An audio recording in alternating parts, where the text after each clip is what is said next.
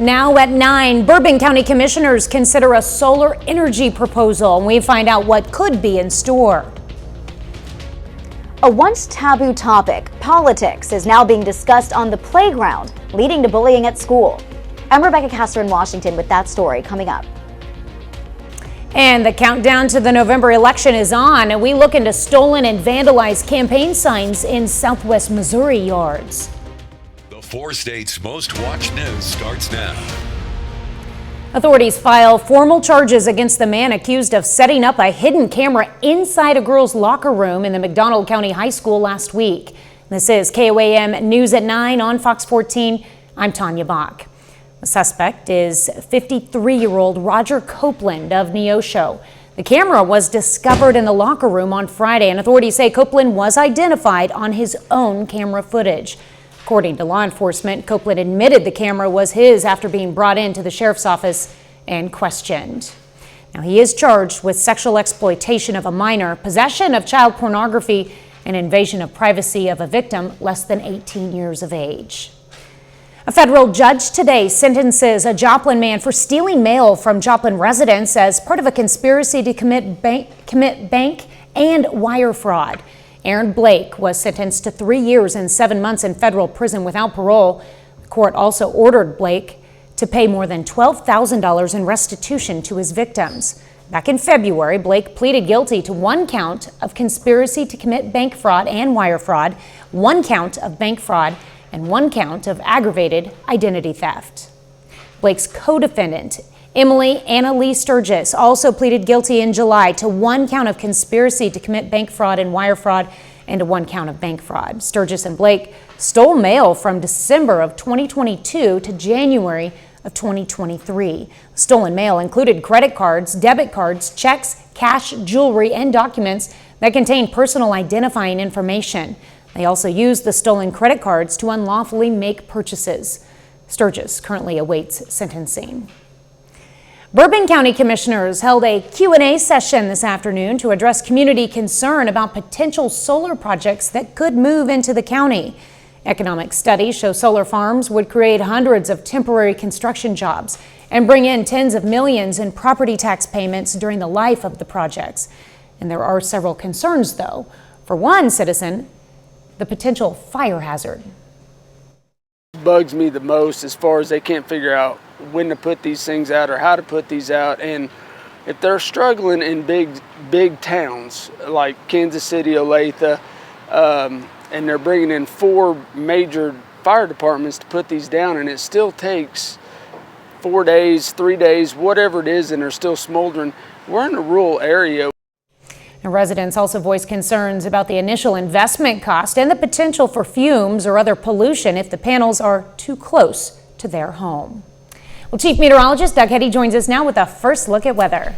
Well, it turned out to be kind of a warm/hot day across the region. Temperatures all the way up into the 80s for highs. 86, 77 is our average high, 93 is a record set back in 1952, 72 in Joplin, 68 in Pittsburgh.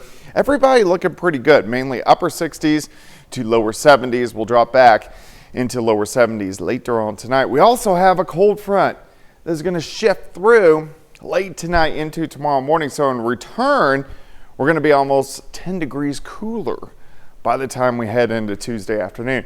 Clear skies, not much going on across the entire Central Plains for us tonight. 69 by 11, 63 by 7 a.m. I think our overnight low down to about 61 degrees, back to 66 by 10 a.m. Are we going to see any rain in the forecast? We'll look at that here in just a bit.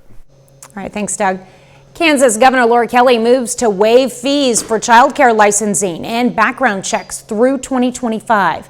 Today, the governor's office announced the state of Kansas will cover the state licensing background check as well as fingerprinting fees for child care providers. Fee coverage will assist new child care providers by reducing startup costs and continuing to support existing providers as they retain their license. Well, the November election is just 36 days away, and Missouri voters will be asked to give their opinion on several ballot measures, including a proposition that could raise minimum wage. KOAM's Samantha Walker joins us with what voters need to know. That's right. On November 5th, Missouri voters will see Proposition A, the minimum wage and earned paid sick time initiative, on their ballot. Prop A would increase Missouri minimum wage to $15 per hour in 2026, starting at $13.75 in 2025. A yes vote on Prop A would also require employers to provide 1 hour of paid sick leave for every 30 hours worked.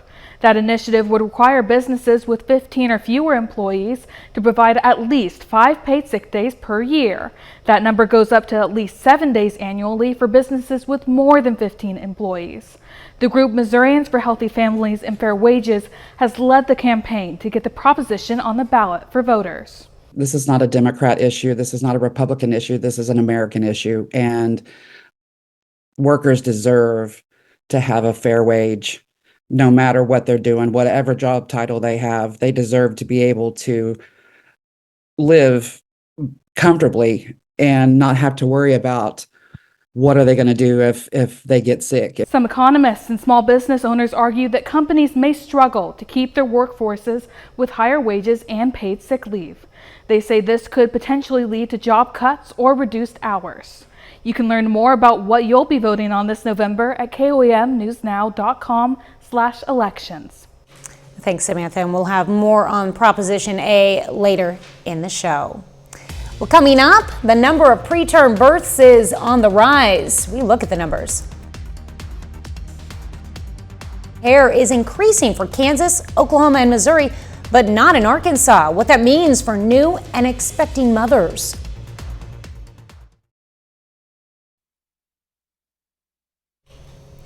The number of preterm births increased more than 10% over a recent 10-year period, jumping from 6.8% in 2011 to 7.5% in 2022. A study from New York University finds certain risk factors like diabetes, STIs, and mental health conditions are more common today and may be partially responsible. Data shows Black and Native American mothers are most at risk. Well, 6 states share a state line with Arkansas, and recently all 6 of those states have elected to change the Medicaid benefit for postpartum care from 60 days to 12 months. Arkansas is the only state in the country that does not plan to do so.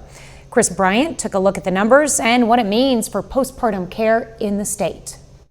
Whenever we have a woman come in for postpartum care, we're assessing whether or not there was something that went on with the pregnancy that might impact her life. The Kaiser Family Foundation says that 4 in 10 births in the United States is financed by Medicaid. Right now, Medicaid covers 60 days of postpartum care. Also know that it's also a very vulnerable time for infants and making sure that our infants are well taken care of and they have a good life.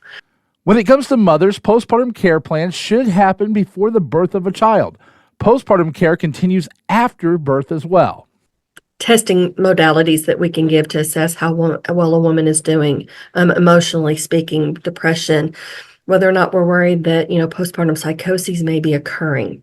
According to the Arkansas Advocates for Children and Families, between 2013 and 2017, the maternal mortality rate in Arkansas was 44.5 deaths per 100,000 live births. The average in the United States was 29.6 deaths for every 100,000 live births.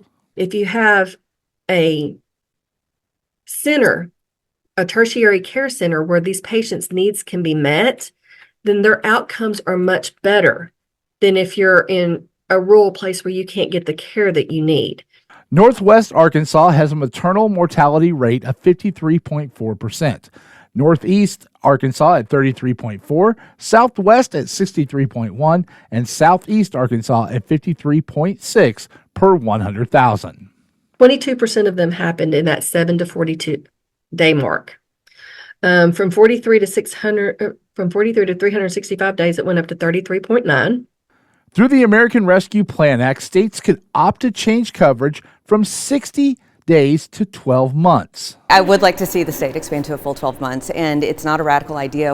Little Rock State Representative Ashley Hudson said this spring that she was in favor of anything that helps mothers. I'm in favor of anything that helps mothers and babies, and I hope it works. The problem is that we know that 60 days postpartum is a really terrible time to lose your health care coverage. I do know that coverage exists. We want to make sure every woman has coverage, and that is currently available in Arkansas.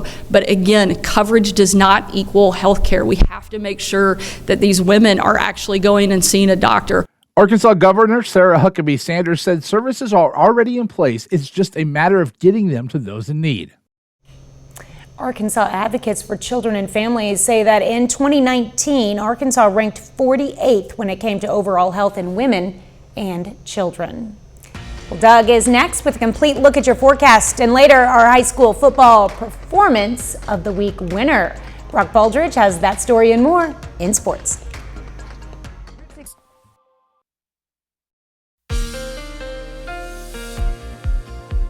Well, it turned out to be a nice Monday for us today. A little bit on the warm side for this time of the year as we did go mid to upper 80s. Looks good right now. Nice shot of our Cornell Arts and Entertainment Complex tower cam. We are looking downtown Joplin, northeast through downtown. Looks pretty good. We have clear skies. Now, could use some rain. We've been saying this for about 2.5 months, and our drought has gotten worse, especially over the past month. Severe drought, southwest Missouri, northeastern Oklahoma, and then a moderate drought, and then it's just dry in our northwestern counties. Unfortunately, we don't really have any rain in the forecast. 71 Stockton, 73 in Neosho, 72 in Grove, 70 in Neodesha. Fort Scott sitting at 71. Let's go outside. 72 winds, east-northeast at about 5 to 10. We're looking pretty good. The winds are pretty calm, but they are going to start to pick up later on tonight. Let me show you why. Here comes a cold front, slams in. Here's 4:35 in the morning. Thought I was going to sneeze. I got past it. I beat it. But here comes this front, but we're going to have winds gusting 25, 30, 35, pushing 40 at times tomorrow morning. Now, the winds will slowly calm down through the afternoon, but still all day we're going to have gusts kind of 10 to 20 miles per hour, and then they switch back out of the south on Wednesday, and that's going to give us a warming trend once again. Let's go outside. Clear skies. Nothing going on across the entire Central Plains. Still some remnants of an upper level wave, which is due to what once was Hurricane Helene. But if we go out toward the west, there's nothing going on. That's our weather as we go through the next several days. Unfortunately, because we do need some rain. By morning, we start into lower 60s. By noon, we're kind of 70 to about 72. Now tomorrow, Tuesday, we're going to have high temps, kind of where we should be for this time of the year. 72 in Stockton, 75 in Neosho, Bella Vista, 77, 76 in Miami, Fort Scott, 73, Parsons up to about 75. As we go into Wednesday morning, look at this. Temperatures dip mid to upper 40s, so kind of crisp, but we get that southerly wind. Temperatures start to warm back up as we go into lower 80s for highs by Wednesday afternoon. So a little cooler tomorrow, right back to the 80s on Wednesday. 63 to start, 72 by noon. High temp, 77 degrees. Let's go ahead and go down the road. So we're looking at the upper level flow. See how these lines are so close together? That's our jet stream, atmospheric river, well to our north. To get storm systems, we need this to dip south so we get some systems coming through. Unfortunately, this is not going to happen this week, meaning we're going to stay mainly dry across the region, which I know that's not what you guys want to hear. 77 tomorrow, 85 Wednesday, 90 on Thursday. We hang out near 90 all the way through the weekend, upper 80s early next week. So pretty warm to kick off the month of October. I'm not looking forward to temperatures back near the 90s. It's too late in the season for that. Gets a little hot. Gets a little hot. All right. Thanks, Doug. Well, coming up, the latest on reports of stolen campaign signs in southwest Missouri. But first, all eyes on the skies and the water as dozens of planes fly in Grove, Oklahoma. Nominate your first responders. Residents of Grove had an opportunity to see amphibious planes land on the water today. KOAM's Melissa Alexis takes us there. This event right here kind of blows my mind as how it was received in our community. Amphibious planes landing on Wolf Creek Park drew in a big crowd to the lake. In our community, this was one of our biggest Facebook posts that we've ever done.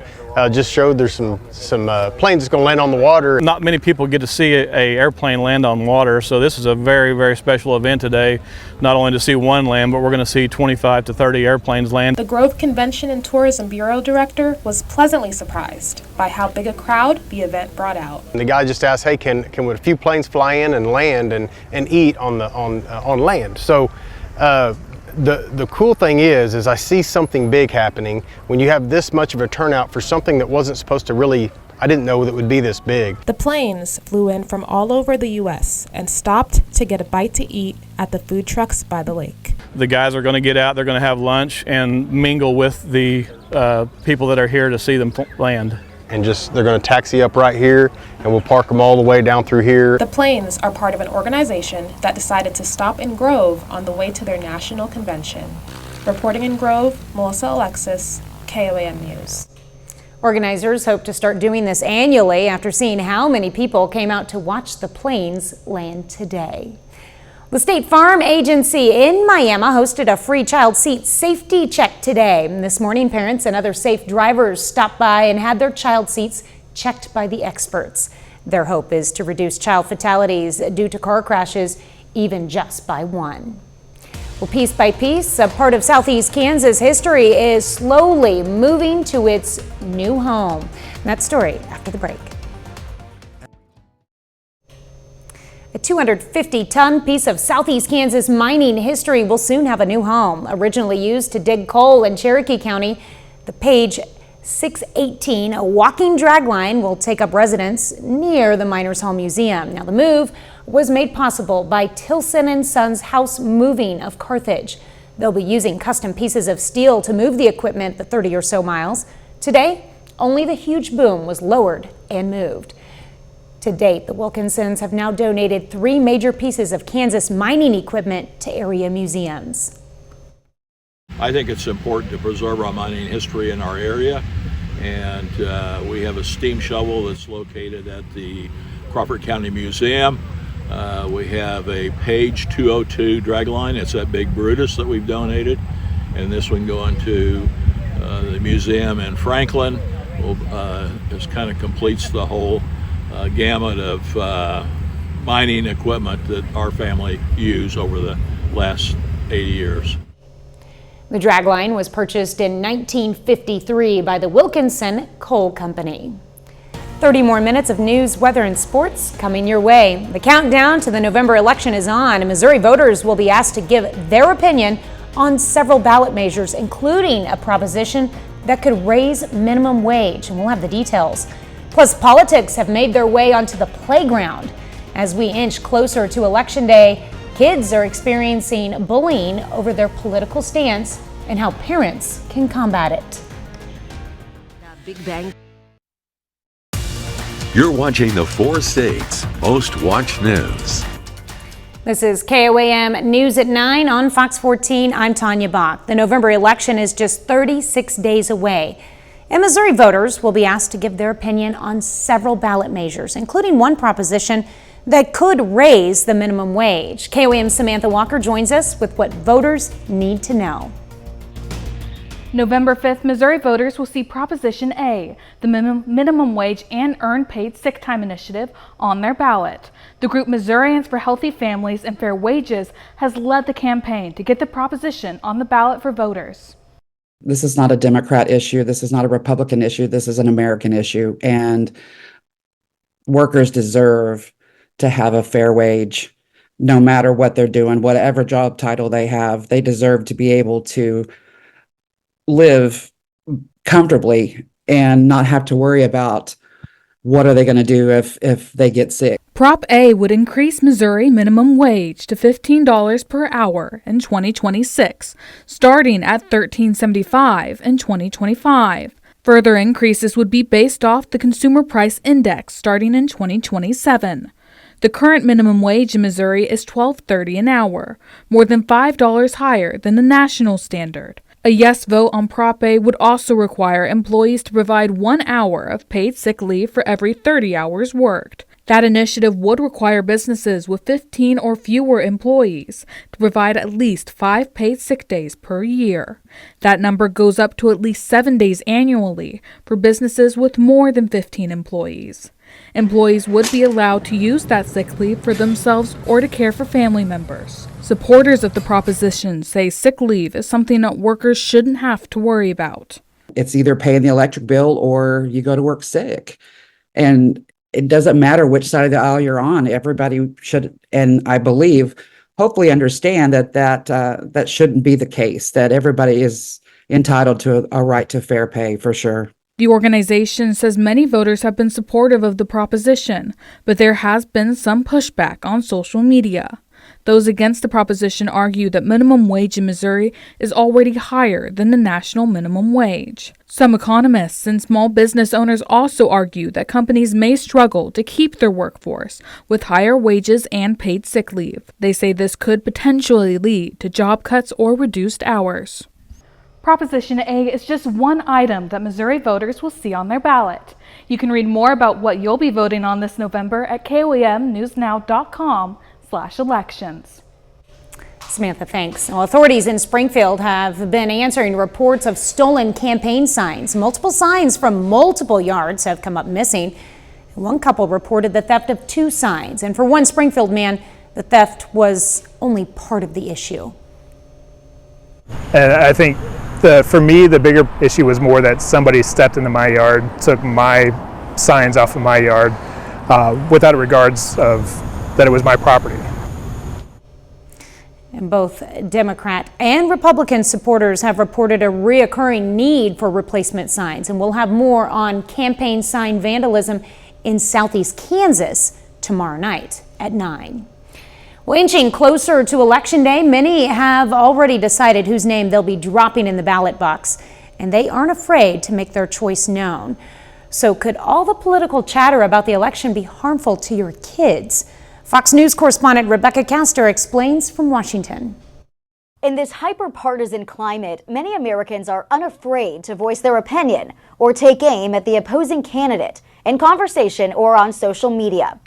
But a once taboo topic, election year politics, is now entering the classroom, and it could be taking an emotional toll on our kids. They want to be a part of the conversation. They want to share what their thoughts and views are. Well, the responses that take place in those scenarios will immediately tell that child whether their voice matters in that moment or whether they need to really pull back in order to protect themselves from becoming a target of bullying. Divisive rhetoric and polarizing debates can lead to political tensions that could impact their mental health and create a breeding ground for bullying. That if we want to help our kids in these realms of bullying politically, we need to show them in our conversations with our family, friends, online, the way in which we should be speaking to one another. Roughly 20% of students between 12 and 18 are bullied each year.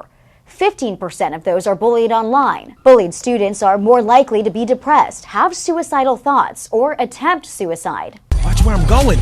What a loser. Dan and Rebecca Bird are working to address bullying in schools across the country through their nonprofit Speak Life End Bullying, which uses a Broadway-style musical on film to help foster safe and supportive environments for students. They say it's never too early to start talking to your kids about how to handle difficult situations. I think there's always lessons in politics that can be learned, especially today, since politics has devolved to an elementary level. I think we can include elementary students in politics to be able to teach them the morality of right versus wrong in how we communicate with people. Kids are super impressionable. Atlanta Falcons safety Justin Simmons Foundation supports Speak Life's mission to end bullying. He says political dialogue is happening with or without parents, so it's important to be involved. There's just a lot of conversation that needs to be had on a more regular basis that I think will help our children be able to understand and to be able to regulate with their emotions better when it comes to having disagreements and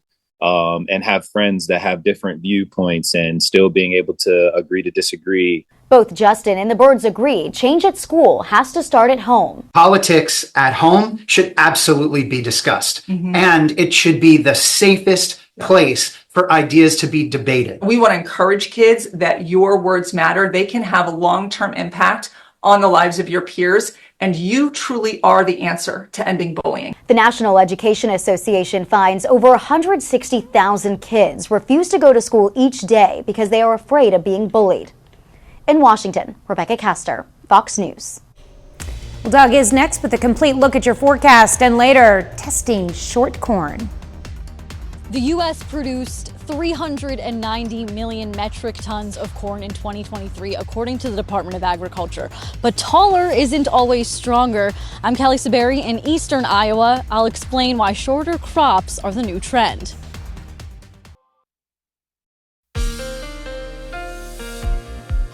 Well, it turned out to be a warm Monday, but a nice Monday for us today. Temperatures 86, 87 in most locations. Looks good right now. Nice clear shot downtown Cornell Arts and Entertainment Complex. Tower cam looks pretty good. Problem is, I'm pretty bored. The weather has been very boring, but we need some rain. And that is the reason it has been so boring, is because it hasn't rained. Look at our severe drought, southwestern Missouri, northeastern Oklahoma. The only area of the region that is doing okay is our far northwestern counties where they're just dry, but everybody could use some rain. 71 Nevada, 72 Monette, Jay 72, Parsons 70, 72 in Fort Scott. Let's go outside. Here's 7th and Rangeline 72. East, northeasterly winds are light, but these winds are really going to pick up later on tonight. So right now, they're fine. But late tonight, here comes a front, barrels in, so behind it, we get those northerly winds gusting 25, 30, maybe 35 through the morning. As we go through the afternoon, they slowly start to taper off, but still it's going to be breezy. Winds gusting 10 to 20 all day long, and then eventually switch back out of the south on Wednesday. And what does that do in return? Starts to warm us back up. All right, clear skies, nothing going on. Nothing going on across the entire Central Plains. We look pretty good. Still a few showers across the eastern third of the country, but look at this. Looking out west, there's nothing. That's our weather as we go through the next several days. There goes that front. Lower 60s to start. Sunshine, lower 70s by noon. Once we get into the afternoon, 76, 77, 78 degrees. That is right where we should be for this time of the year. Now behind the front, clear skies and the winds calming tomorrow night. It gets kind of chilly. We drop back 46, 47, and then on Wednesday afternoon, we go back into lower 80s and then continue that trend as we go through the rest of the week. All right, 63 in the morning, 72 by noon. High temp, 77 during the afternoon. We can look at the upper levels. Here's our jet stream. See how far north it is, northern parts of the lower 48 into southern Canada. So it's keeping all the storm systems up north. A little tropical moisture. We're just kind of sit right here in the middle where nothing's really going on. No big storm system. So this has been quite a stretch. We did get some rain early last week. Since then, we've been dry. So on Thursday, upper 80s to near 90. Let's go into Friday. Another front drops through, so mid 80s. Saturday, we go the other direction near 90. Sunday, we're near 90. We can even go a week out. Let's go into next Monday. Also temperatures a little bit cooler as we drop back down near 80. So kind of up and down temperatures. There's really no rain. 77 tomorrow, 85 on Wednesday, 90 on Thursday, 89 Friday. And then we hang out near 90 into the weekend, hopefully cooling down a little bit early next week. All right. Well, I like the 77 way better than the 90. I know. I agree. Yeah. I'm bored too. And the answer to that is not hotter temperatures. So got to do something. All right. Thanks, Doug. Well, coming up in sports, we take a look at our high school football performance of the week winner. Plus, Carthage meets Carl Junction on the softball diamond for the first time this season. Brock Baldridge has highlights coming up in sports.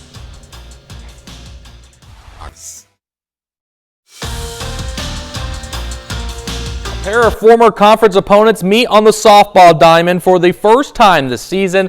Carthage travels to Carl Junction. The Tigers coming off 3 straight wins. Meanwhile, the home team, Carl Junction, has won 4 of their last 6 games. Monday night softball from Carl Junction. Each team has a good opportunity to pick up a non-conference win. In the second inning, 2 on 1 out. Kinley Spindler flying around there in the outfield makes a diving catch. Carthage scores on the sac fly. However, it's still a great catch. Carthage leads 1-0. We go to the bottom of the second now. Gracie Arnold at the plate gets her team on the board with a line drive RBI single right here. That ties up the game. It's now 1-1. Next batter to the plate, Maddie Olds drives this ball deep into the gap. Now will score Jasmine Blaney, and Olds gets herself an RBI double. CJ leads 2-1. The rally would continue in the second inning. Next batter now, Kinley Spindler. She drives this one in. It's another RBI single. Lady Bulldogs score 4 runs in the second. That makes it a 4-1 game. We head to the third inning now. Base hit right up the middle here for Katie Hunt, but Lexi Youngblood throws this one on the money from center field to get the out-of-home plate. Carthage still hanging around. Final inning of the ball game, Carl Junction leads 8-7. Ground ball, flip to second base is in time. Lady Bulldogs hang on for the win. CJ beats Carthage 8-7. Well, the Missouri Southern football team is now in the win column. Southern won their first game of the season last Saturday. The Lions can now use that momentum moving forward.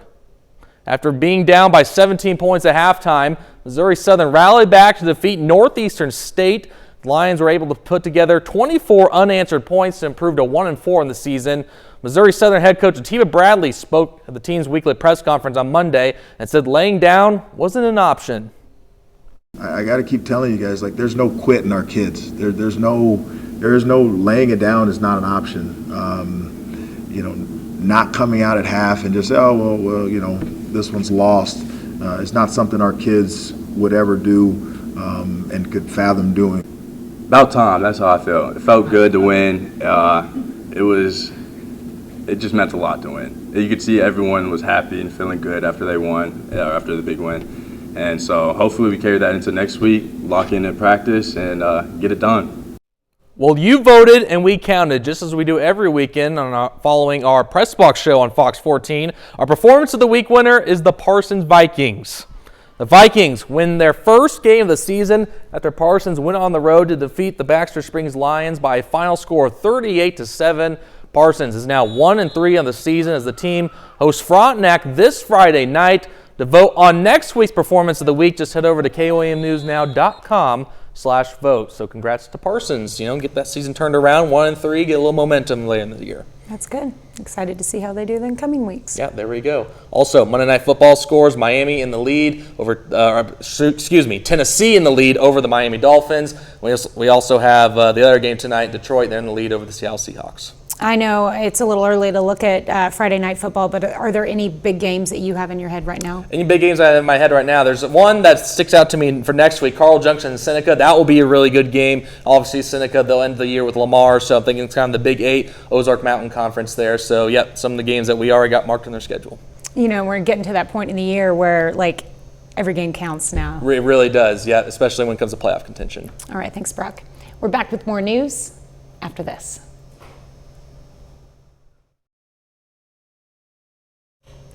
America's largest crop is getting cut in half, sort of. Fox Business correspondent Kelly Saberi is in Iowa with the details.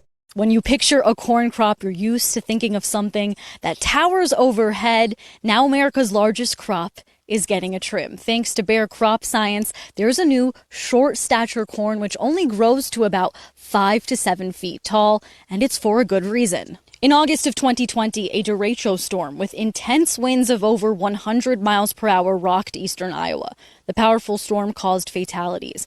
The damage cost the farm industry here $11 billion. Now, thanks to a sturdier base, short stature corn can withstand winds of up to 50 miles per hour, in some cases up to 75 miles per hour. In general, corn harvests around the country are reduced anywhere from 5 to 35% thanks to other weather-related stress. Due to improved plant standability, short-stature corn hybrids provide growers increased protection from lodging. This is when corn is pushed over near the root, as well as green snapping. That's when corn stalks are broken by the wind, altogether helping to minimize yield loss. When the crops are lodged, it becomes a lot harder to pick up off the ground. In fact, farmer Cameron Sorgenfry's team spent an extra 100 hours combining the fields in the aftermath of that 2020 storm. But not only that, but when that plant's laying on the ground, you're pulling a lot of dirt in, which causes a lot of issues with wear parts because dirt's very abrasive. It caused leaks on our grain legs that year, leaks on the combine. We had to put a lot of wear parts in after that year to bring everything back up to snuff. Short stature corn also allows the flexibility of using traditional sprayers and applicators to use insecticides, fungicides, and nitrogen in the fields. In Wyoming, Iowa, Kelly Saberi, Fox Business. The latest John Wick spinoff features a ballerina turned assassin. That and more coming up in Hollywood Nation. A first look at Ana de Armas as a ballerina turned assassin, and Barbra Streisand's life story will get the spotlight. Fox's Ashley Dvorkin has those stories and more in the Hollywood Nation. Jolie takes the stage, de Armas slays, and Streisand shares in the Hollywood Nation. A Barbra Streisand documentary is in the works. The film will explore the EGOT winner's life and career.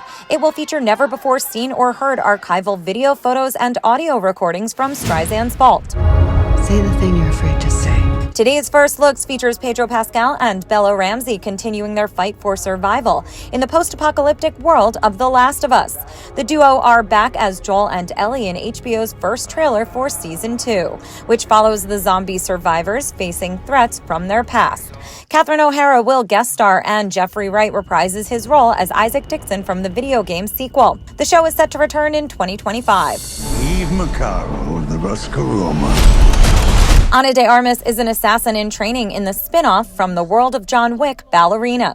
It takes place during the events of John Wick Chapter 3, Parabellum, with de Armas playing Eve Macaro, who sets out to avenge the murder of her family. Keanu Reeves returns as the popular hitman, along with Ian McShane as Winston and the late Lance Reddick as Sharon. The film arrives in theaters June 6, 2025.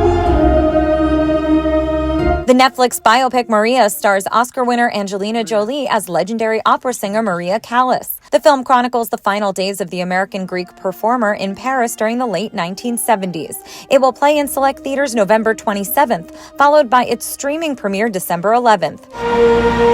In Hollywood, Ashley Dvorkin, Fox News. And that's our time for tonight. Thanks for joining us. We're going to leave you with video of a giant baby king penguin at the Sea Life Aquarium in Melbourne, Australia. Have a great night and an even better tomorrow.